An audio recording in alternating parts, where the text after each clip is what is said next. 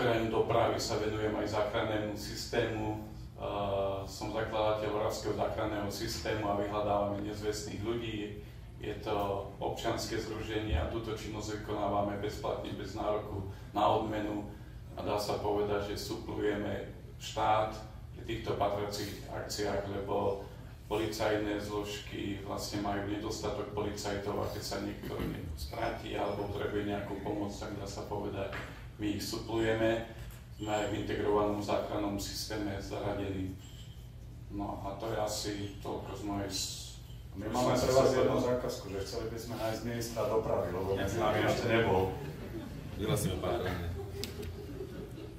S ministrom dopravy sa dosť často stretávam a tak viem, že medzi vami je trošku, by som povedal, taká zákopová vojna aj medzi ministerskými úradníkmi. Ona je otvorená, nie je zákopová. No. Oni to tak definujú, my to za vojnu nepokladáme, lebo dosť často, keď budem parafrazovať nášho kolegu Dušana Tomášika, tak vojna ešte nezačala. Ale určite mohol by som byť aj takým, dá sa povedať, prostredníkom, ak by ste potrebovali niektoré veci alebo obrúsiť rany, ako sa povie.